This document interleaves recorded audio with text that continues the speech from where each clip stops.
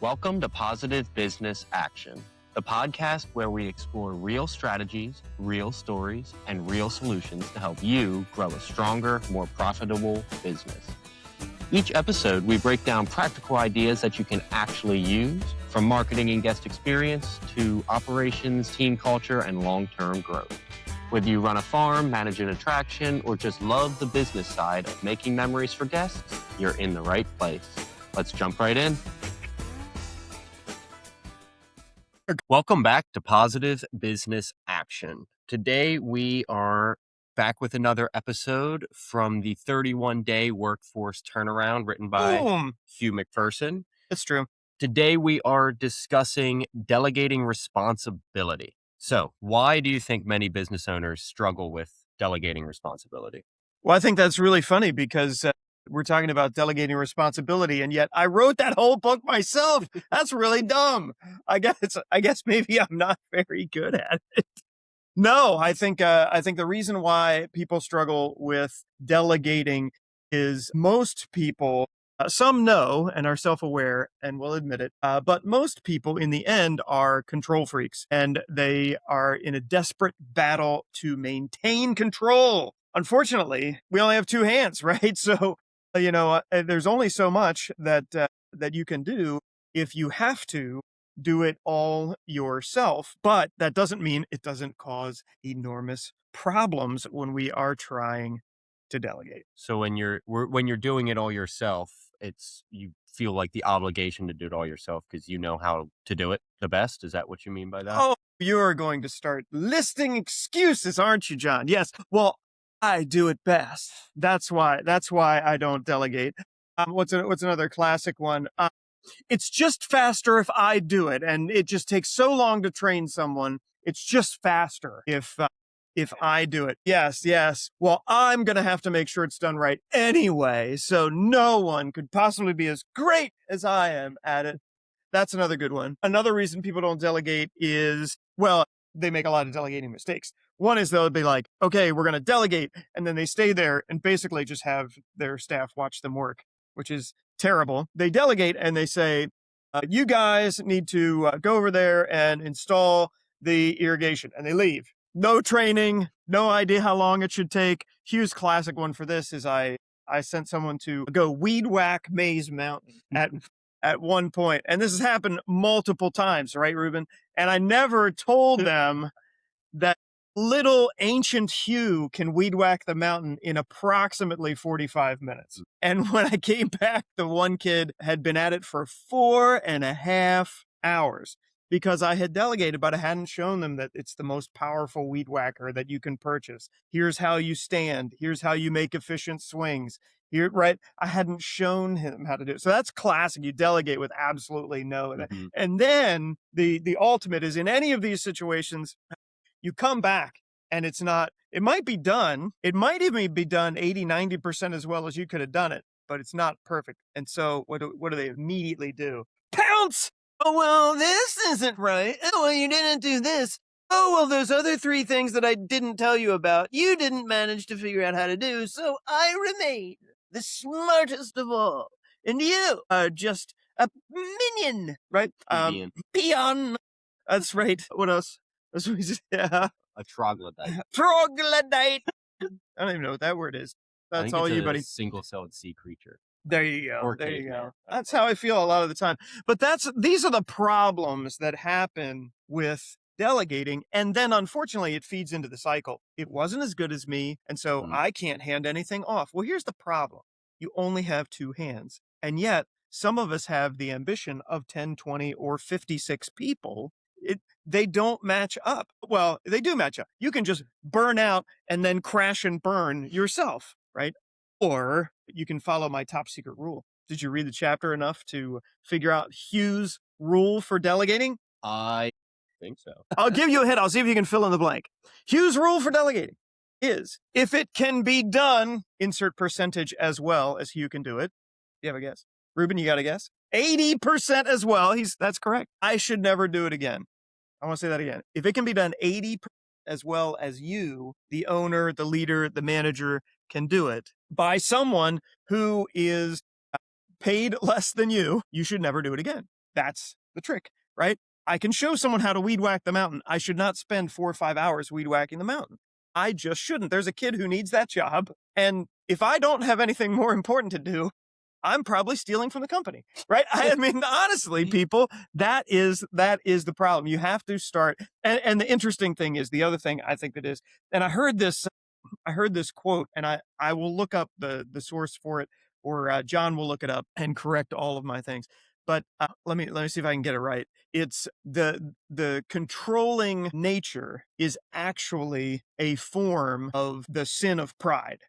Mm-hmm. Right. I'm so prideful in myself that I can't imagine a world in which anyone else could do it as well as me. And so I won't even let someone try, be trained, give it a shot, right? Try to take this off my plate because I'm so prideful in the way I bake the pie, in the way I make the cookies, in the way I do the weed whacking, do the mowing, the way I plant the corn, the way I do, right? Anything that you choose. For me, it could be tours, right? I gave every single tour, every single time for decades until I realized Miss Glenda actually was my school teacher. I'm pretty sure she can handle a wagon load of kids, right? But I was so prideful that it had to be me, right? I was unable to give it up. Right. And what happens when leaders delegate tasks, but not the decision-making power around those tasks? Like, But just tons of regular stuff that happens every single day. If you're listening to this podcast and it had delegate in the title, you were probably already doing this and wish that you could find a way. Here's the trick. And the old management books, and I'm old enough to have read the old management books, called this the monkey jumping back onto your back, right? So you can imagine all of these tasks that are running around. Sometimes they even call it the monkey mind. Your mind is racing. You have all of these things. Part one is you got to write everything down. So last week, what did we do? 4 of us jumped in the gator and we went around and we walked every inch of this park and we made lists, and we were all just getting them into a voice memo. And then we used AI to translate that voice memo into a big giant to-do list so that we could write everything down, right? It's so frustrating. You can only hold 5 to 7 pieces of information in your brain. This is all neuroscience. I'm not making anything up. I'm also not saying anything new. We all know that we can't really even hold that many things in our head. And every time you try to add things to it, or I would walk around the park and I would see something and I try to remember, I got to tell somebody they got to do this. And then I would tell you 10 things and you'd be trying to remember. Okay, first thing, get it all out. Get it all out on the list. Second thing is, we can talk about how we want it to be done. We can organize the list, and we can even sort of say, a good plan is to say what needs to get done by the end of today and what needs to get done by the end of Friday, right? What needs to get done by the end of the week. Now, here's the hard part. You are going to be really tempted, you being the owner, manager, to think that everyone has to do everything in the same exact order that you do, or they're doing it wrong, right? And that's unbelievably hard habit to break, right? Unbelievably hard habit to break. Took me years to release it, and there are still times I will come back and I will, after a morning, to check on everybody with the last 10 minutes before lunchtime, and I'll look around and go, they didn't do anything, and they sure didn't do it in the order I would have done it in. And then they show me, oh, we did all of these things, and I'm thinking to myself, that's not what I would have done. But is it still going to get us there by the end of the day? So what do you care? right. And is it still going to get us there by the end of Friday? What do you care? If you have an internal feeling that I care a lot, that's your control nature. And you just have to give up a lot of that control. Yeah, I was right? going to say that takes away from the delegation if you're just throwing it around and being like, you have to do it exactly how I say you do it. Right. And then I don't trust you to do it Right. in the right order. So I call you every 5 minutes on the radio. Have you gotten to task number 3? How about task number 4? How about task number 5? And you're pissed. It's slowing everyone down and I'm not getting any work done. Right. So that's kind of the trick there. And then the authority. One of the crazy things that I will say was, let's just call it a big break in generations. There was one day I realized that I was getting reverse delegated, which meant my people who were building things were telling me about screws and 2x4s and brushes that they needed so that I could go get them from Home Depot. Now you're laughing, but you didn't know me before this time. This is true. I would get reverse delegated, have to stop what I was doing to drive to Home Depot to get the stuff for the people that work for me, theoretically for less than I am supposed to be worth an hour, right? Mhm. It was ridiculous. So one of the big generational changes, and I can promise you this never happened in the previous generation at any farm, folks. I know it didn't. I just literally gave almost everybody a credit card so that I didn't have to Right. go driving. The reason I was going is because I was the only one with a credit card for the company. And then I just gave everybody a credit card. And, some people would say, that's super dangerous. They're going to go steal. They're going to go buy lunch for themselves. They're going to go do whatever. I haven't found that to be the case. Now, John's grinning a little bit, which probably means he has bought lunch for himself with the card. But if he was on a trip over lunchtime to go get stuff from Home Depot and I was not, have a burger. In the end, what do you really care? Now, if someone is stealing, they need to leave. I get it. But the chances of that are so small. It's going to show up on the statement. Right. Right. I mean, that's what I figured is it is going to show up. If I got any questions, show me the receipt from Home Depot. It all goes through the account. So I can see every little item we bought. Right. And it just freed up this incredible number of hours a week. Literally could have been 10 to 12 hours of my time, which is very valuable if I'm doing the right things for this business. And it can do it for everybody. Right. And that kind of talks about what you were talking about in the book about the monkeys jumping back on your back as the owner. So what does that mean? Like how can you explain what it means to have it jump back on your back? Yeah. So this is part of the you will find this if you get into a situation where you delegate and then you go leave to do the work that you need to leave and you keep getting calls on the radio, calls on the phone, yeah, so we were digging this ditch and we were wondering, like, we got to this thing and there's like a rock and like, can you come like take a look and like tell us what to do and whatever, right? What's happening there is you either haven't trained them well enough, they are not comfortable with the equipment, they don't really understand what the point of it is. Mhm. Sometimes they call it commander's intent, right? And what you'll find is if you think about your very best people, you can literally just give them the commander's intent. Right. Okay. The commander's intent is this park is going to look great, weed whacked, mowed, gravel where it needs to be. Our drain box is working at all times. That's what I want. I don't need to tell you every time where to go weed whack, right? If I say we're doing lawn and garden today, guess what that means? Everybody should know. Right. If it looks like crap and Hugh comes back out here, we're in trouble, right? And we've done this 10 times. Boy, the 11th should be pretty easy, right? Should be. But what did we do? We created mowing maps, weed whacker maps, so that we can just hand a weed whacker map to the new guy on the weed whacker. It's always the new guy on the weed whacker, isn't it? No one who's been here for a while feels like, I want to get on that weed whacker. It's always the new guy. We made a map so that if we say go weed whack in the park, we can just look at it together. We don't have to think about it. Now, when it's coming back to you, if this happens repeatedly, like a question is not bad. We don't want you to go crazy. A question is not bad. But let's do that while we're getting, that we're putting in this electrical conduit. It needs to go from here to here. We need the supplies for it while someone is digging and we're going to pull the thing. So get the string and put it on, right? That's what I want done. Now, if you start getting a whole bunch of questions, at some point you may have to say, hang on, do you not understand the intent? Right. Okay. And that's okay because maybe they don't. I feel like you have a lot of questions. Did I not cover something? Are you not feeling confident that you can do this?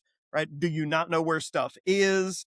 Right. Let's just solve it right now because I have things to do and this needs done and I need you to do it. So let's just clear it all up right now. Okay. Right. So you may have to have a conversation like that. And that doesn't mean Hugh's mad. That means I'm checking in with you. Right. And this is your big chance. I don't want to hear from you in 10 minutes. Seize the moment. Right? Initiative. That's right. That's right. Take some initiative. And, we can just clear that up right now. Right. And that's better for everyone. That's not just me being bossy. That's just better for you. Don't have to bother me. You can just do your work. Yeah. Right. And you're not worried that when I get back, I'm going to blow up because we've gone over.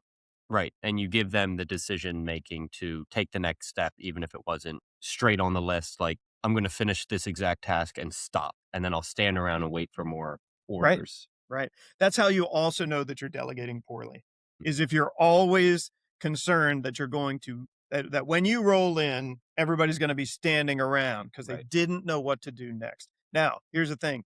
They're probably not bad people. You probably did a bad job delegating, right? That's why we made a list that's like 6 pages long, right? I don't expect you guys to run out of work anytime soon, right? And then that's not going to be for the year. We're going to go back and we're going to have to do it again, right?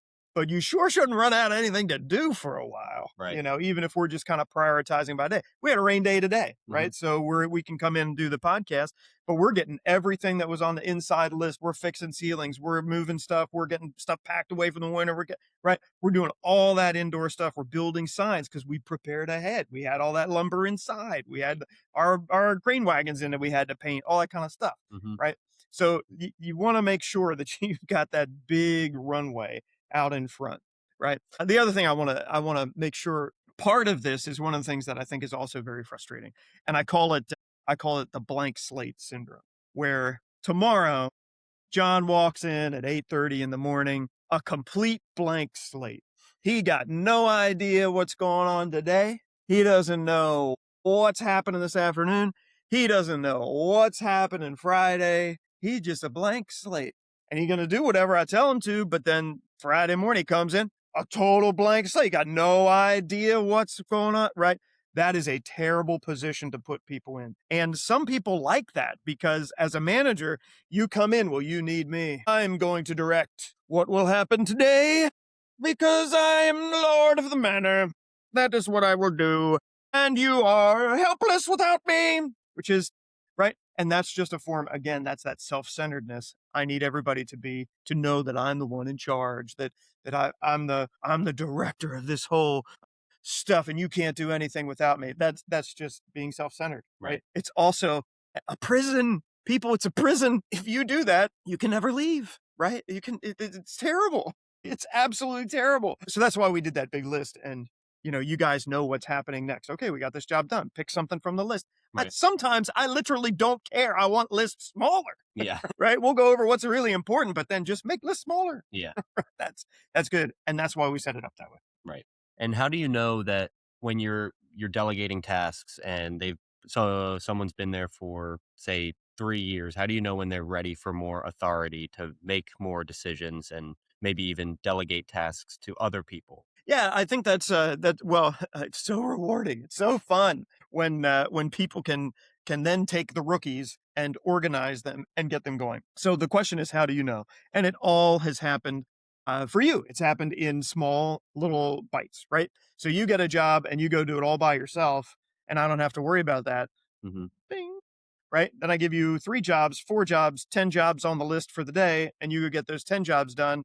And you didn't ask me anything. Right. It's probably time. Do you need a buddy? I probably said that at some point. Was okay, here's your big list. Do you need 1 or 2 people to help you out with this? Right.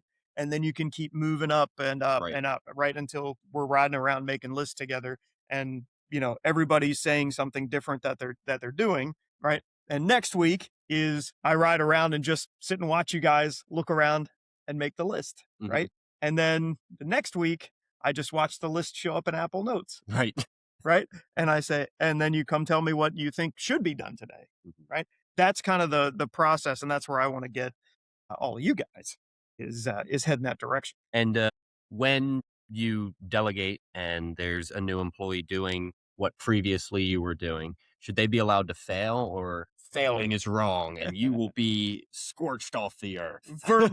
Verbal assaults. I think in the best of teams, there is an excellent level of humor and joking that is non-attack humor, but you've got to have a little fun. And if someone backs a truck into the side of the barn because they're a rookie driver, if somebody clips the fender off of the cow train because they turn too tight or whatever, they deserve to be teased. That is, I believe firmly, they deserve to be teased. And some people say, no, what about their little feelings?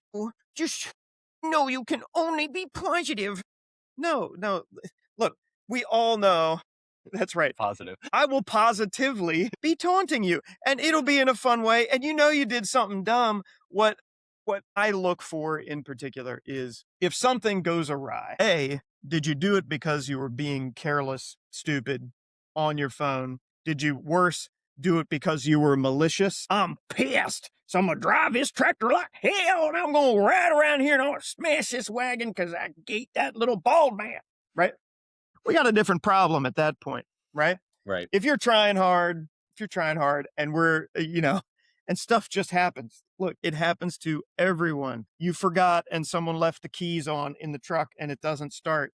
We're going to tease you. If maybe the truck isn't all the way in park and it goes drifting off somewhere and we discover it another time in a place where it shouldn't be, someone's going to take a picture and send it to you, right? I mean, that's just going to happen, and it should. Mhm. That's part of being on the team.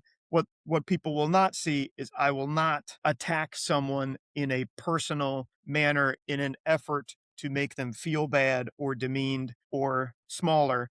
Teased, yes, they will definitely feel teased. We had one guy when I was a kid. We used to have the trash in like this bulk bin, and we'd take it out to the burn pile. And my dad asked him to go out and burn all the trash in the bin, so he did. Uh-huh. Lit the trash, everything on fire right next to the burn pit, like literally the burn pit. And he burned all the trash in the bin. So we called him Torch. That's what you get. Yeah, I mean, that's fair. that's what you get. And it's what you should get. Right. Okay.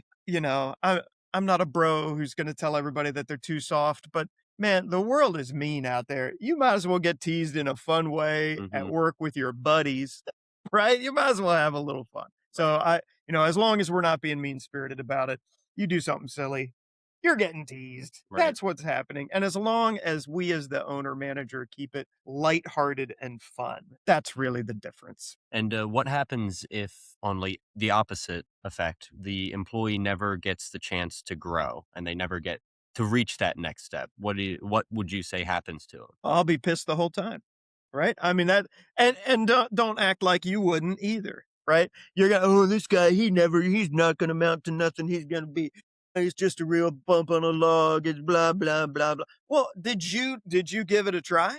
Right? Did you show him how to drive the zero turn? Did you show him how to do the video introductions? Did you show him how to operate the tower? Did you show him how to do whatever?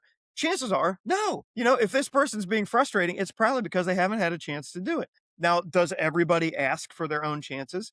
No, they don't. And that's why I don't wait for people to ask. We train them on jobs they don't want because we need them to, and they need to grow. And are they going to make a mistake? Sure. That's going to happen, but too bad. This is what you're here for. Yeah. And honestly, you need as many people on your staff who can do as many things as are possible, or it's irritating to schedule them. Oh, I can't schedule her because she can only work 3 places at the fun park. Well, that's not a very useful person. Put her on the tower. Send her out to do her game sheet so she can walk the maze. Have her go to Mega Slide, right? And push people. Yeah. Push people down a hill. I mean, it's really fun. But, right? We need them to be better. So we have to work harder at that. And that just takes time and patience because we're used to being able to do everything ourselves perfectly, which of course I do all the time. Right.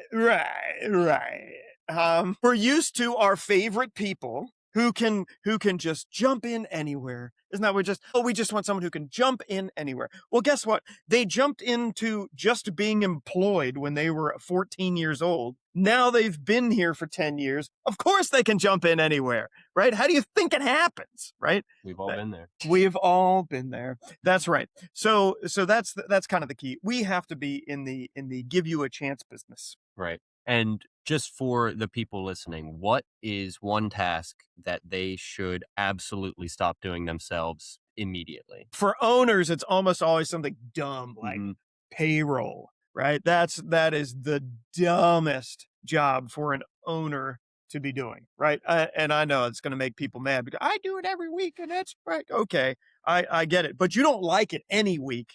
So why? I mean, literally, it's adding up numbers, right? And you can have someone else add up those numbers if you want to start and just give you that, and you can put it in the computer and whatever. Then, if they get those numbers right 2 or 3 times, have them put it in the computer, and then you check it before you hit send. Right. Right? And then just have them do it and give you the report. And then you can see if anything's gone crazy. Right. Right. It's just that easy. Then all of the system, there used to be all the little punchy time clocks. We've gone away from all of that. Right. Just give me the report. Boop, right. We use Square. We've used a Latham time clock, all that kind of stuff. Just boom, just give me the report. Right. All looks good. Nobody's got 200 hours because they didn't clock out 3 weeks ago or something stupid like that. Right. It's easy. Get rid of payroll. It's so dumb and boring. For me, it was giving up opening the park. Right. I'm kind of bad at it because I'm not really a list checker. So I made all the lists, and then Miss Jenny went over all the lists, and now Miss Jenny can open the park. Shelby can open the park. Shoot, even you could open the park, John, because we've made it into a system. So sometimes you have to do 4 times the work to build that system, but then you never have to do it again. Right. That's the beauty. And just kind of to wrap up, what is one good way that leaders can identify the monkeys that have gotten back on their backs? Because a lot of times I feel like it happens without them realizing it immediately. Yeah. Here's something. You'll be pissed. Or you'll be doing it and you'll be like, wait a minute. Why am I doing this again? I thought Ruben was supposed to do this. This doesn't make any sense. And then you'll realize that somehow it's gotten redelegated back to you. Right. And that's kind of the thing. So when you do those systems, you really just have to keep checking on the system to make sure that it's getting executed the right way, and then just slowly step your way back out of it. And what you'll find is you'll be giving instructions with fewer and fewer and fewer words. Shelby, who runs our system of trying to get all of the animal racers and the overseas shipping and all that kind of stuff, we had to check on it, and then it started coming back to me, and then I made the system a little better, and now it's a little better. And now when I walk in the morning on Tuesdays, which is her day to do it, I just say, Shelby, you off to harass China? And she says yes, and that just means she's checking. She now knows she's got to check on all the orders. She got to make sure they got all the invoices, that that everything's been placed. Are there any new orders on it? Right? She knows that there's 10 things that means. But now I can be like, harass China, and she goes, yay! And not the actual country people, just our suppliers, because they're on a 12-hour time difference, and that just makes it a little easier, and you'll know then that the system's working now. Right. All right. And then one lesson that can be taken away from this about delegation and leadership. What is the one major thing that you would recommend for people? Yeah, you're the problem. That's it. I was the problem, right? I was the problem. You're the problem.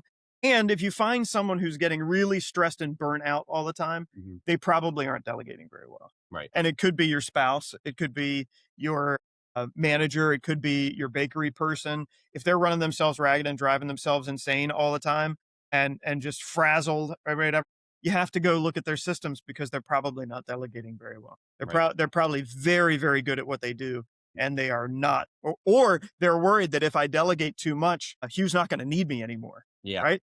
That's a very typical fear downline of someone who's supposed to be delegating is, Hugh's going to realize he doesn't need me. Right. And that's never the case. I have plenty more for you to do. Right. I mean, that's for sure. But we are always the problem. Right. We're the bottleneck. We're the ones who won't give it up. We're the ones who won't free up our time so that we can be going and doing important things. And that's the great news, because the only person in the world that you can possibly get to do anything is yourself. Well, on that note, thanks for listening to Positive Business Action, and we will see you next time. Thanks for listening to Positive Business Action. If this episode gave you a useful idea, take a second to follow the show, leave a quick rating, or share it with someone who could use it too. That's what helps this show reach more people who are building something meaningful. You can find links to full episodes, resources, and ways to connect with us in the show notes. Until next time, keep moving forward, keep improving, and keep taking positive business actions.